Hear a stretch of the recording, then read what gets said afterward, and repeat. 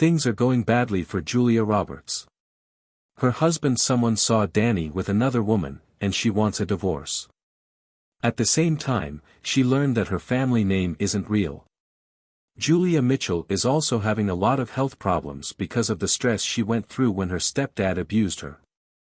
At age 56, Julia's friends say she cries all the time, and her kids don't talk to her much. Even with all her money, she can't fix her broken family or her failed health. Julia Fiona Roberts was born on October 28, 1967, in Smyrna, Georgia, a quiet suburb of Atlanta. Her parents, Walter Grady Roberts and Betty Lou Bramus, loved acting and ran a small acting school in Decorah, Georgia, where they taught kids like Yolanda Martin Luther King Jr. as a thank you. When Julia was born, the King family paid the hospital bill. It was a kind act that linked her family to history in a way that not many people know about. There was a lot of imagination and trouble in Julia's house. Her parents were actors and writers, but money was always tight. Their marriage suffered because of it, and when Julia was 4 years old, they got a divorce.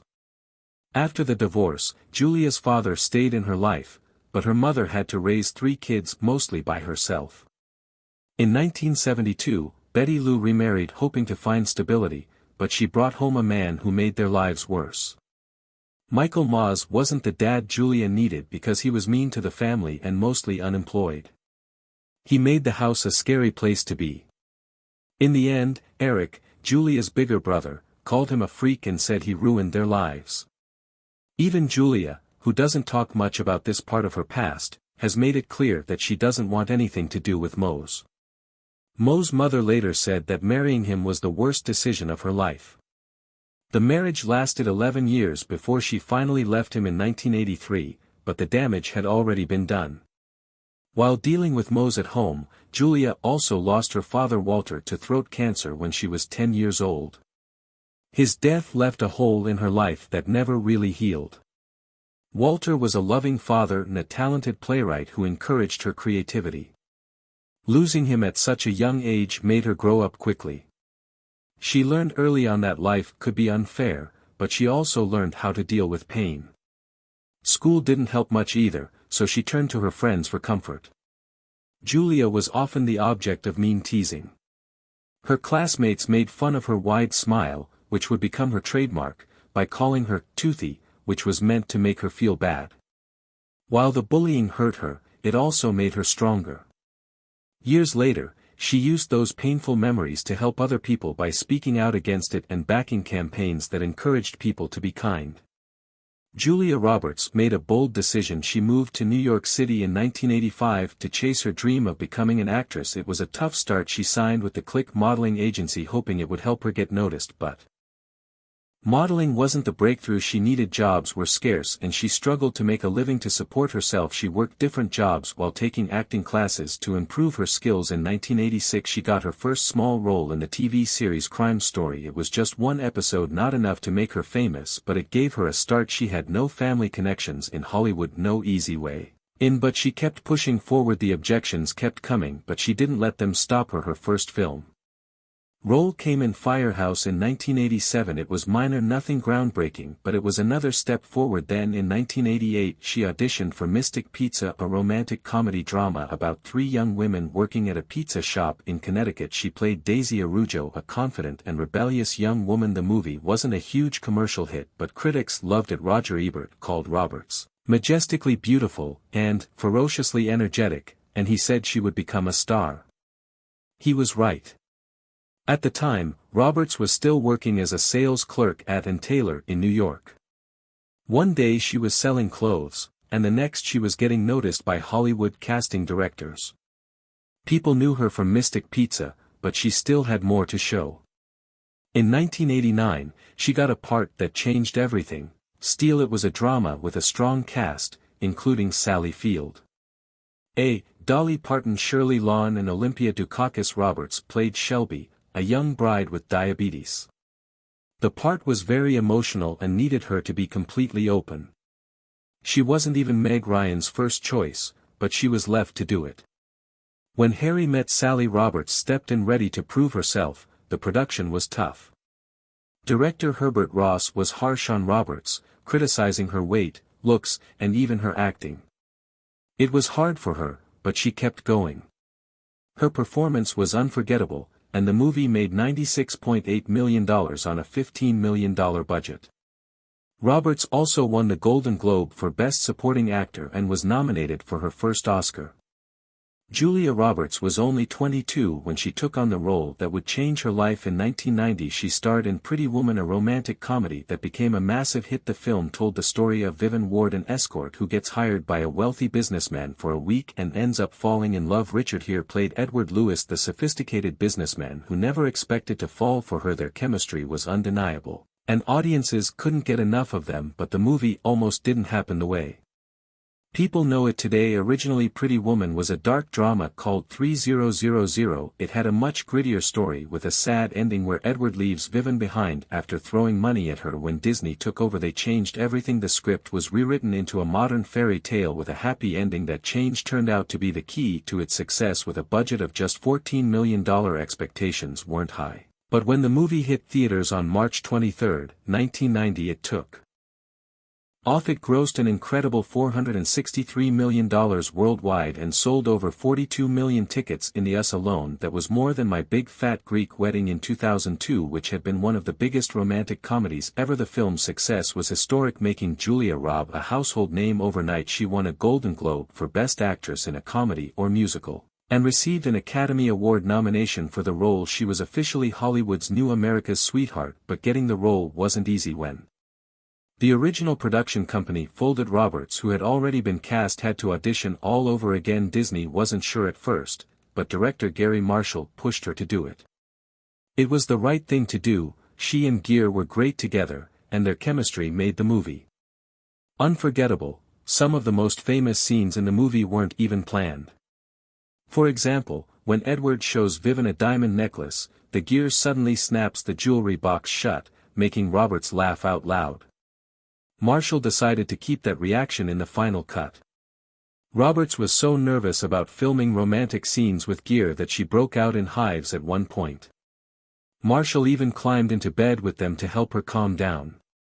The famous bubble bath scene had its own problems. The detergent used for the bubbles washed the dye out of Roberts' hair, so the crew had to fix it late at night.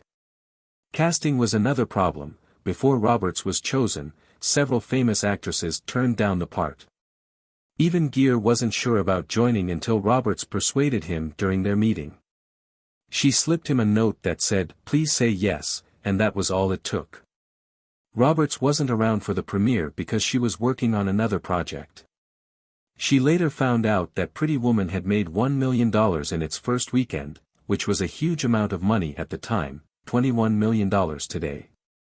Disney would celebrate it as their highest-grossing R-rated release until 2024. After Pretty Woman, Roberts became one of Hollywood's most bankable stars, starring in hit after hit in the 1990s, such as My Best Friend's Wedding in 1997 and Notting Hill in 1999. But in 2000, she made history when she became the first actress to earn $20 million for a single movie. That movie was Erin Brockovich. Hollywood women were paid a lot less than men. Top male stars like Tom Cruise and Tom Hanks made $20 million per movie. As real-life activist Erin Brockovich, Roberts gave one of the best performances of her career. The movie made $200 million worldwide on a $52 million budget, showing that a female-led movie could be just as successful as any blockbuster. Roberts won her first Academy Award for Best Actress, and her salary set a new standard in Hollywood. Roberts later said that she didn't see the negotiation as a fight for equality, she just wanted to be paid fairly. In an interview, she said, "I didn't feel so boxes about it, I felt like let's get real, let's be fair." Her success led other actresses to demand higher pay, but it all started with Pretty Woman. The movie made Julia Roberts a superstar, and it's still a classic today. People loved the movie because of the red dress, the unforgettable romance, and the perfect mix of humor and heart. What started out as a low-budget movie with an unclear future became one of the most famous movies of all time. She went from being a fresh-faced newcomer to one of Hollywood's most bankable stars, earning record-breaking paychecks and an Academy Award along the way. In 1991, she took a big risk with Sleeping with the Enemy, a psychological thriller that was a departure from the romantic comedies that made her famous. She played Laura Burney, a woman who fakes her own death to escape an abusive husband. The film got mixed reviews, but audiences were hooked, and it made $175 million worldwide on a budget of less than $20 million. This kind of success showed that Roberts wasn't just a rom-com star, she could carry a thriller and bring in huge numbers at the box office. That same year, she starred in Dying Young, a romance about a woman who falls in love with a man who is dying. It was supposed to be a tearjerker, but reviewers said it was too predictable and sentimental. It didn't hit as hard as Sleeping with the Enemy, it wasn't a disaster, but it also wasn't a hit either. Then came Hook. Steven Spielberg's version of the Peter Pan story gave Roberts the part of Tinker Bell, which should have been a dream come true. The movie made over $300 million around the world, but things weren't so magical behind the scenes. Roberts was said to have had a hard time on set, and some team members even called her Tinker Hell. Later, Spielberg admitted that they had trouble working together, but he said it was because Roberts was having personal problems at the time. The film's production took months longer than planned, going from a 76-day shoot to 116 days. Costs went from $48 million to over $80 million in the end. Roberts and Spielberg never worked together again, but by 1997, she was back on top with My Best Friend's Wedding, a romantic comedy that broke the rules by having Roberts play Julianne Potter, a woman who finds out she's in love with her best friend just days before his wedding. The movie was a huge hit, making $299 million worldwide, and both critics and audiences loved its new take on romance. The soundtrack also became famous, with I Say a Little Prayer becoming an iconic moment. Roberts was nominated for a Golden Globe, and the movie cemented her status as the queen of love comedies. Then came the part that changed everything. Michael A. Brockovich, based on a true story, 2000 wasn't just a hit, it was a turning point in her career. The movie made $256 million worldwide, and Roberts's performance was electric. She won the Academy Award for Best Actress, as well as a BAFTA, a Golden Globe, and a SAG Award. This wasn't just a career milestone, it was history. She became the first actress to earn $20 million for a single film, and after that she was unstoppable. She went on to work on big movies like Ocean's 11, which made $10 million, and Mona Lisa Smile, which made a record-breaking $25 million. By that point, her movies had made over $3.9 billion worldwide. Audiences loved her, and studios knew she could make any movie a hit. It was even found that 54% of Americans would watch any show. There was some controversy surrounding her Oscar win because, in her emotional acceptance speech, she forgot to thank the real Erin Brockovich. The incident made headlines, but she quickly made up for it backstage.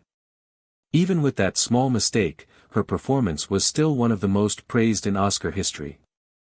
Julia Roberts' love life has been as exciting as the movies she's been in. In the late 1980s and early 1990s, when she was one of Hollywood's biggest rising stars, her relationships were always in the news. One of the most intense and shocking was her relationship with Kiefer Sutherland. She met Sutherland in 1990 while filming Flatliners. They were instantly attracted to each other, and within months they were engaged. Their wedding was planned for June 14, 1991, at the 20th Century Fox Sound Stage in Los Angeles, with about 150 guests. The media was ready to cover what was supposed to be a Hollywood fairy tale.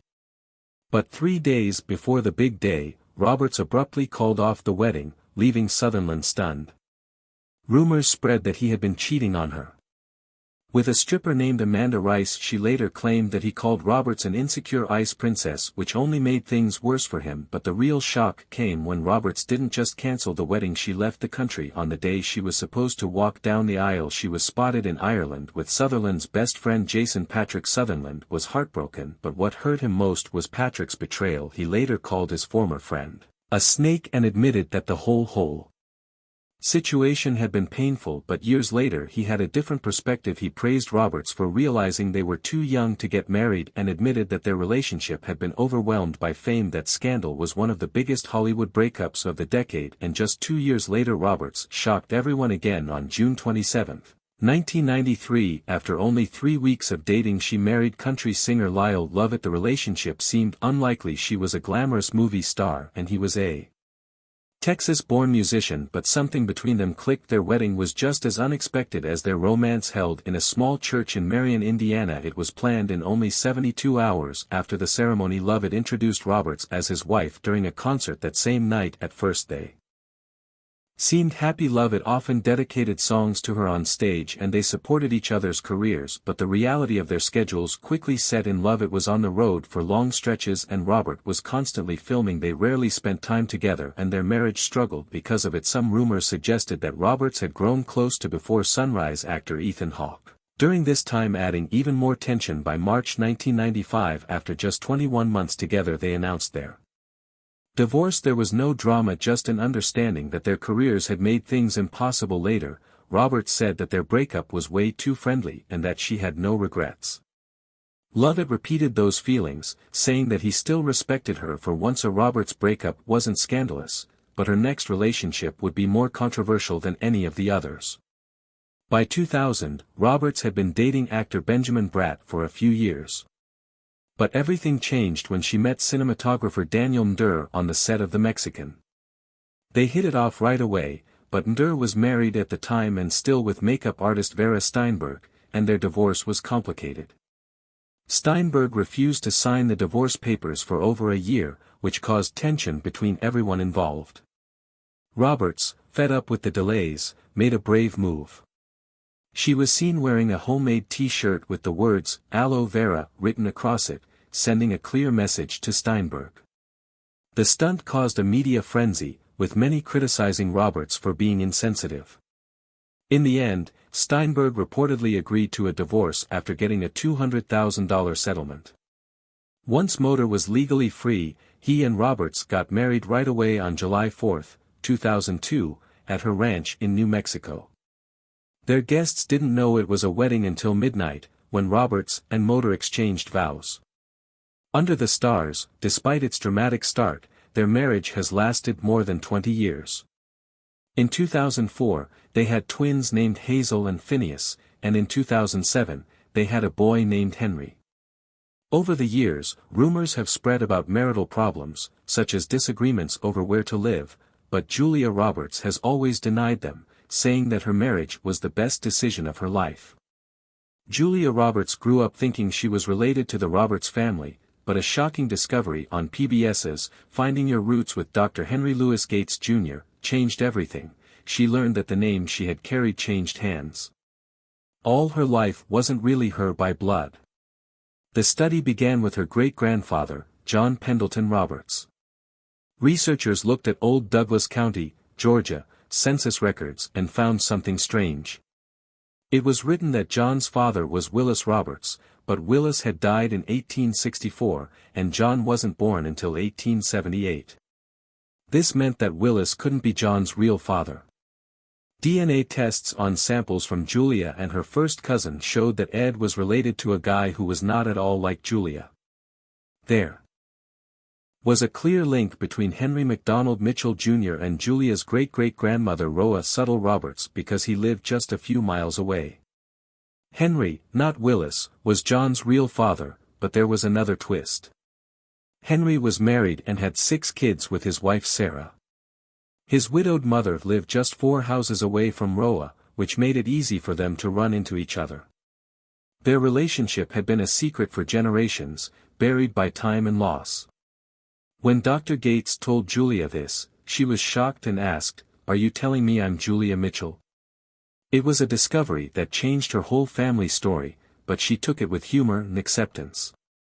She said it blew her mind, but she still felt connected to the Roberts name. It was the only one she had ever known. This revelation also changed how she saw her great-great-grandmother Roa. Roa had been married to Willis Roberts in the 1850s, but he died in the Civil War, leaving her widowdom.